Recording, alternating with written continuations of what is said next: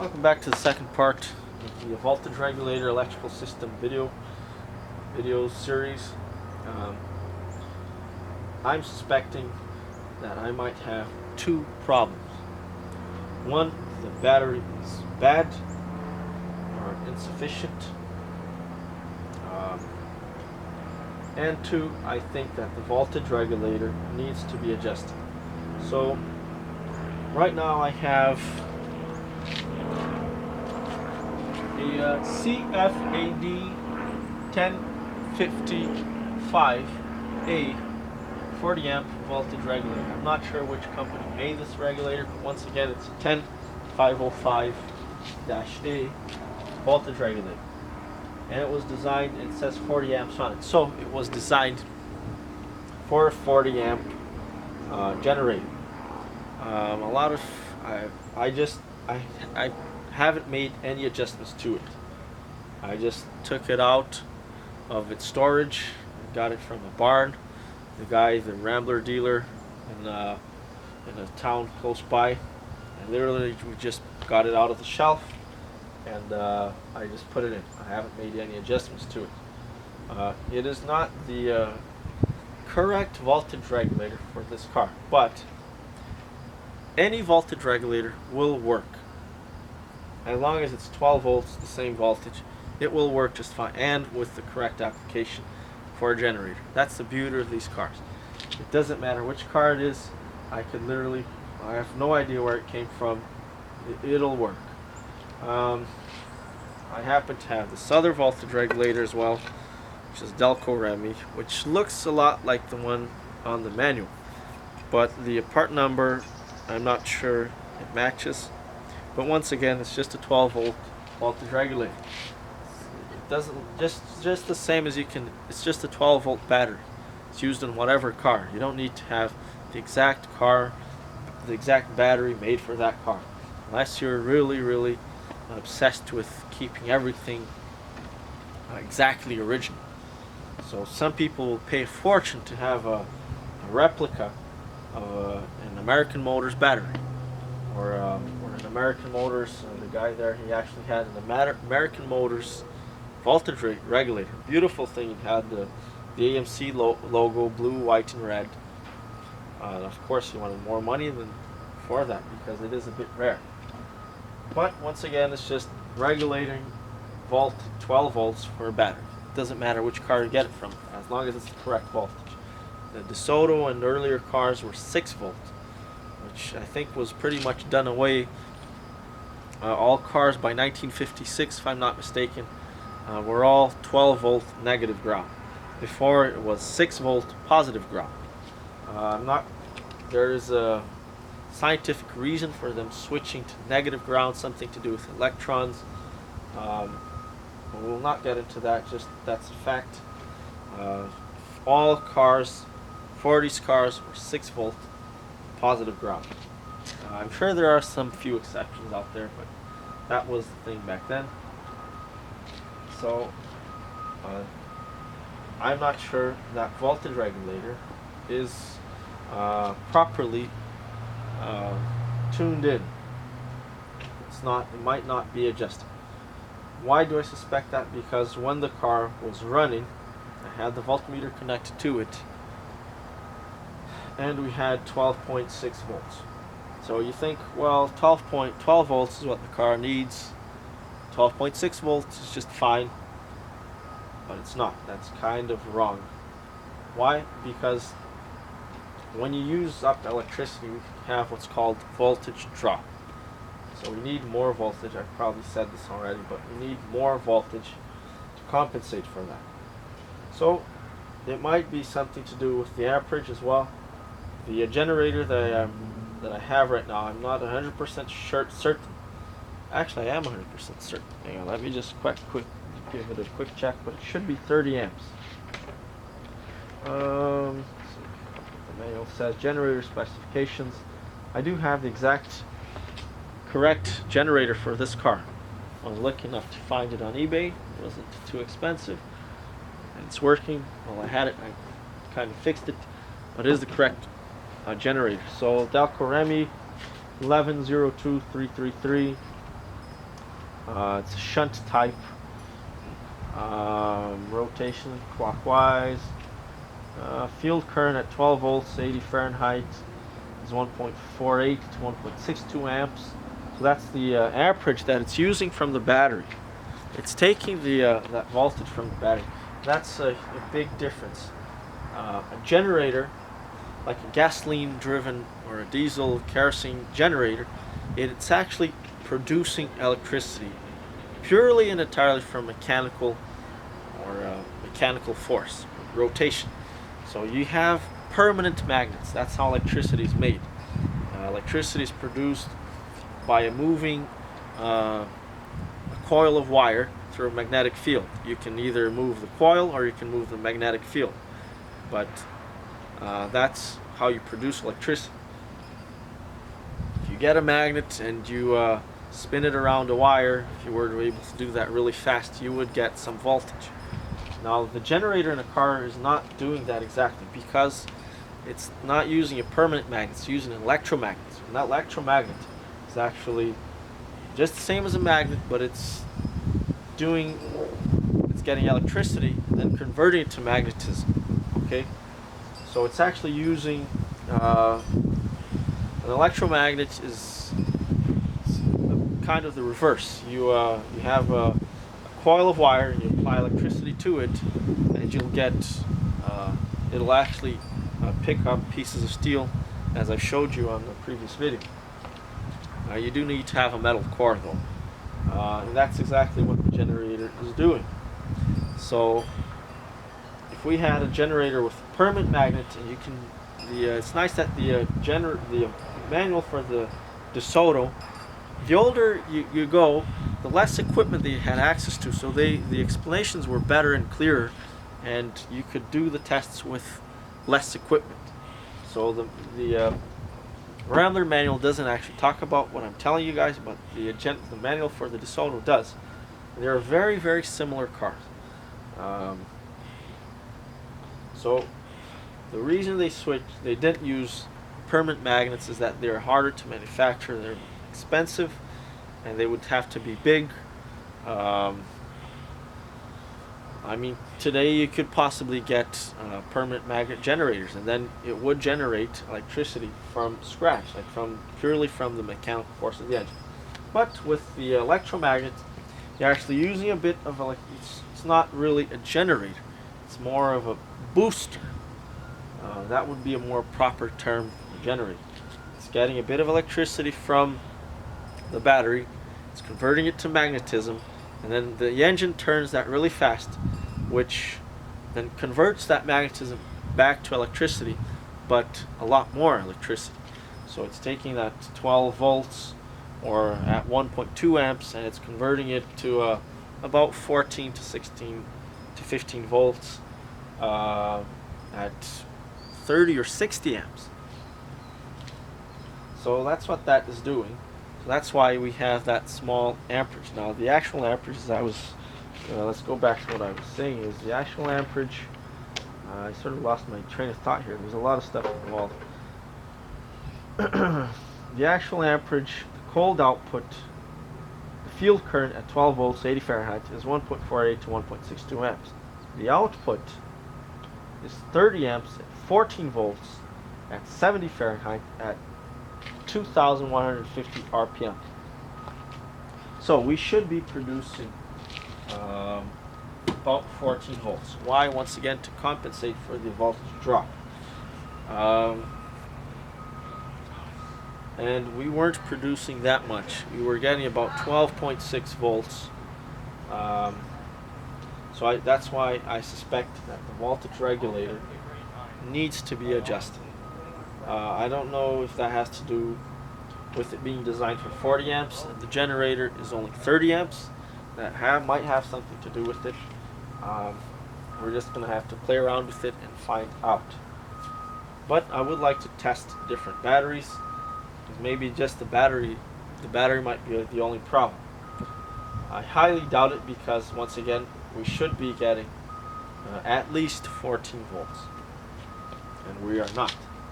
So it could actually be three things. So the problem with, like I said, the rebuilt engine is that it might be building up when it's hot. Those rings are really um, they're tight. They're still very tight against the cylinder walls. It takes at least 1,000 kilometers for an engine to be considered fully broken in. So I'm only at about 100 kilometers. So I'm thinking that maybe bad battery coupled with a hard to turn engine might be the culprit. I thought that perhaps we were getting too much gasoline into the engine. That could be a possible cause. I did see some fumes coming out of the oil breather pipe that smells very strongly like gasoline. But still, it might be all these three things together caused me to be stranded, having to push start the car last night. So the following test that I'm going to do is the voltage drop on the battery with the starter. So I'm going to crank the starter, and I want to see what's the voltage produced. So if the battery right now we're at 11.7 volts. We should have quite the voltage drop from the starter, because once again the starter is the item on the car that uses up the most electricity. So according to the manual, if I'm not mistaken, a voltage drop of, if it drops to less than 9 volts, that means the battery is bad. So why is this a good test? Because when I'm starting the car, there's nothing else involved. It's just the only items that are actually doing anything are the battery and the starter. The voltage regulator is turned off, headlights, everything else is off. The engine, it's just the battery connected to a motor that's turning the engine. That's it. It's just a battery turning a little motor, a big motor rather. So that if it's struggling to turn just the starter, then that suggests to me that the battery itself is bad. So we should probably do that right now. I'm going to put these away. Don't really need to talk about voltage regulators anymore.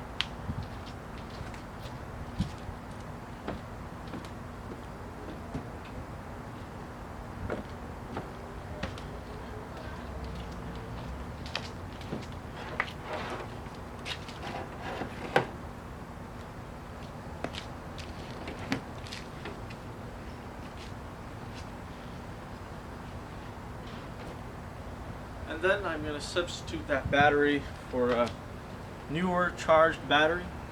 I'm going to see what the voltage drop is. They're 11.72 volts.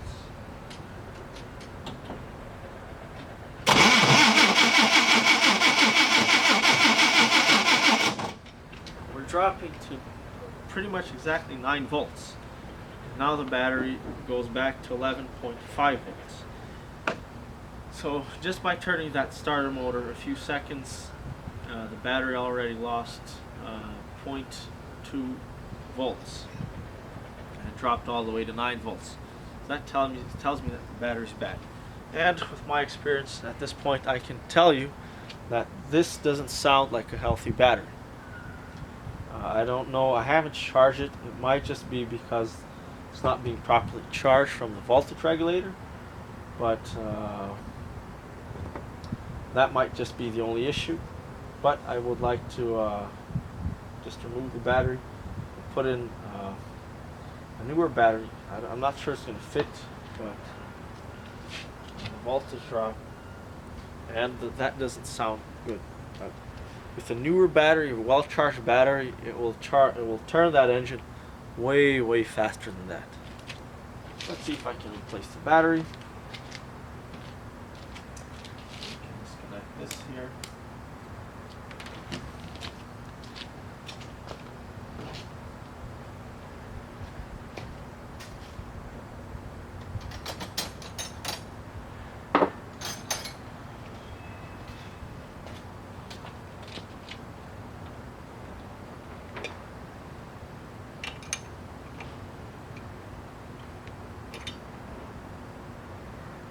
or may not be able to do it because other batteries got weird connections on it.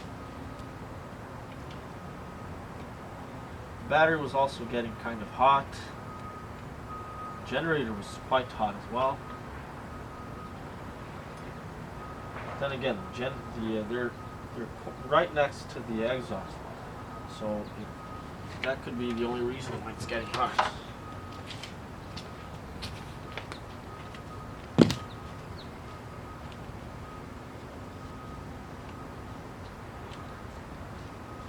For me, the best way to determine if the battery is good or not is you charge it overnight if you have to, and put it in the car and disconnect the spark plug wire going to the ignition coil, so that you do that so that the car will crank but not start. And if it cranks just a bit, just for a few seconds, and then the rotation decreases, it's like yay, that means the battery's bad. If it's able to keep cranking the car at the same rotation, at the same RPM, which you can determine by sound, that means the battery is good. So let's throw in this battery here.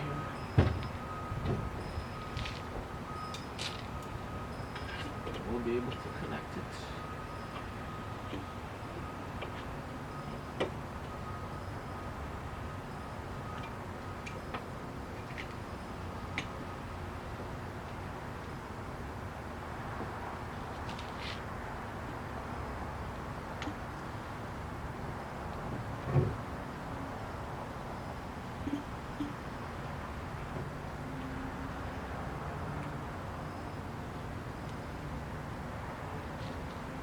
You hopefully will notice the difference in the sound, the rotation. Right now we are at, looks like it hasn't been well charged.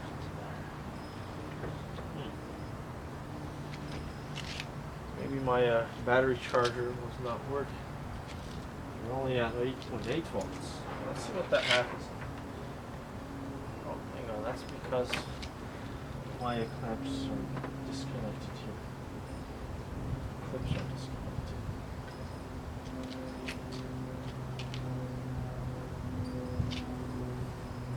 By the way, keep in mind that you can actually get voltage going through you.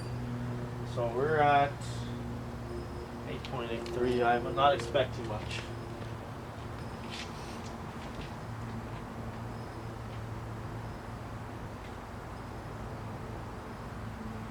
So I'm turning the key and the voltage is actually dropping all the way to 1 volt and stabilizing, coming back at 3.7 volts.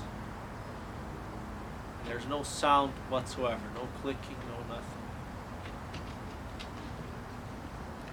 So I don't know why, but this battery did not charge. Maybe I was lucky enough that my charger is not working either.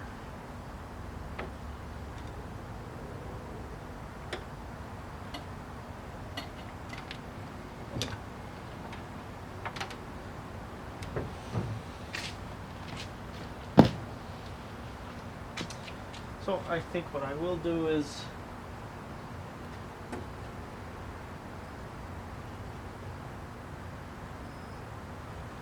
try to get the car started again. Got no idea why this wasn't charging. Really no idea. I just have to leave it a little longer.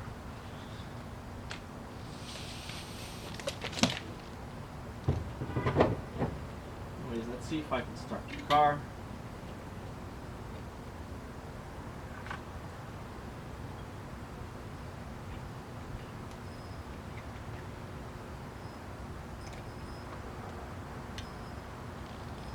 Then we'll measure the voltage being produced.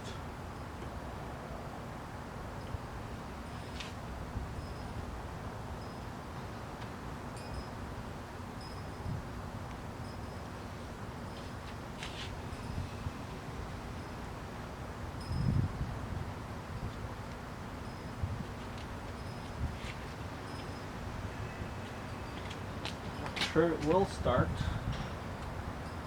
I've heat up the battery pretty good.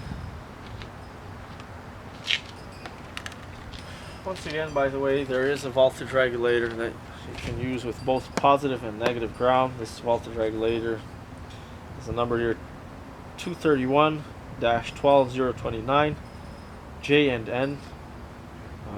There's another number here, GDR 6005. Made in India. Okay, our battery's back to 11.67. So by the way, the battery is a chemical, it produces electricity through chemical reaction. So one thing you do not want to do is completely deplete it of charge. If your car is being difficult to start, don't crank it for more than 10 seconds. Why? Because you want to leave, when you crank the starter that much, it's draining a lot, it's demanding a lot of electricity from the battery. You want to give it a few minutes for the chemical reaction to rebuild that electrical producing power.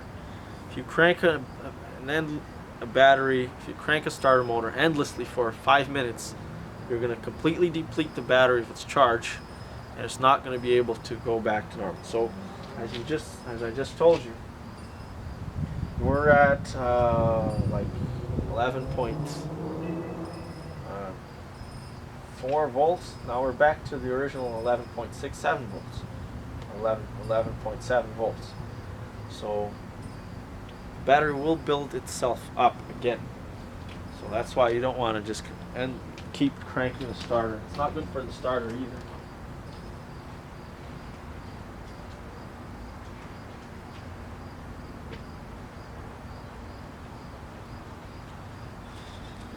If we have an amp meter, we could determine if there are any electrical leaks in the system, but there shouldn't be, because I rechecked all the wire and the voltage still remains the same. That shouldn't be the problem. I will open this voltage regulator for the first time in many years.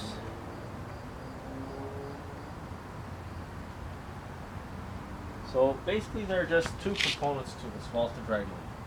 The current to voltage regulators, they're doing the same thing. They're vibrating points to maintain the current and voltage to the same limit, but the third item, which is the cutout relay, is actually disconnecting the battery from the generator when the car is off or when it is not charging. Just a short while back on the same video, I just told you guys how the generator and the alternator use a little bit of charge. They use up electricity. They actually use up electricity and boost it. So if they're off, if the car is not turning, they're actually not boosting any electricity at all. They're just using it up for magnetism. So remember on that generator video how I showed you that connecting the coils of the generator or the alternator to the battery turns it into a magnet. So that magnet, that electromagnet, is actually using up electricity. So if we were to simply have just a voltage and current regulator, then when the generator would deplete the battery of charge.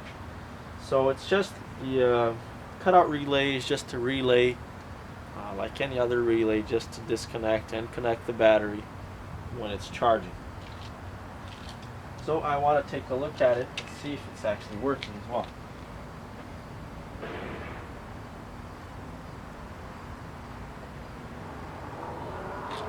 Could have them mounted separately, but I've never seen that.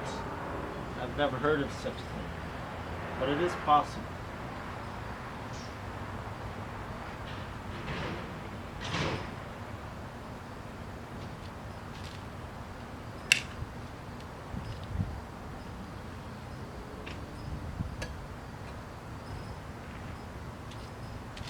Once again, this is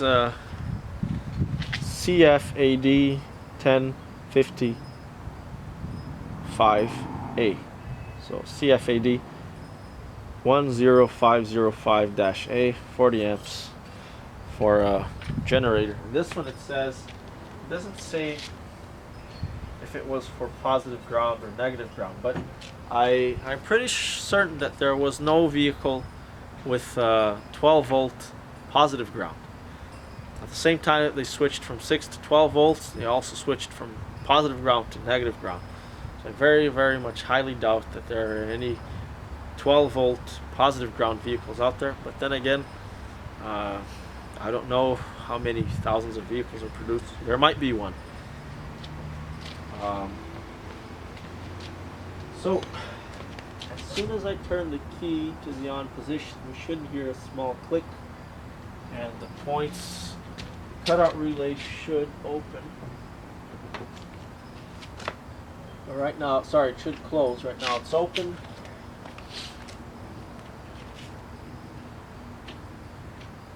And then when it starts, it actually should only close when electricity starts being produced. So let me get this out of here. Open, car starts.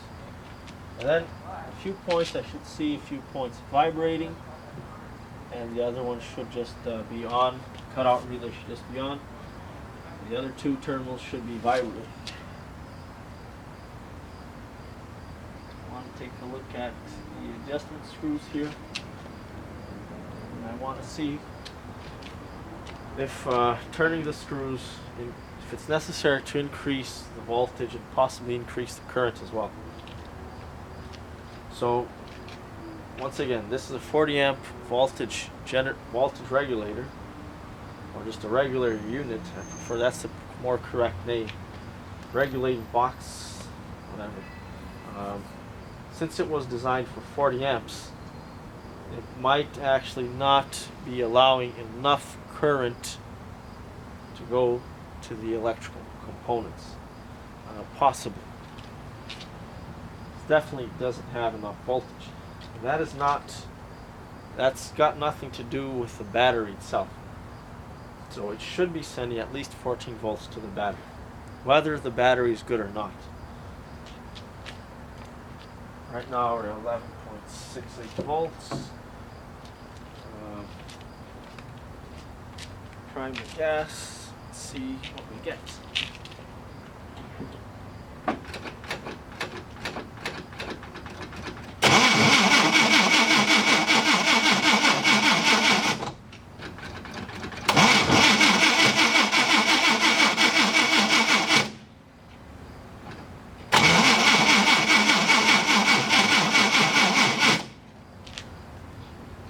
That looks like I won't be able to start the car. So I'll have to end this video here, and charge that battery, and that will be another piece of evidence to determine if the battery is bad or not.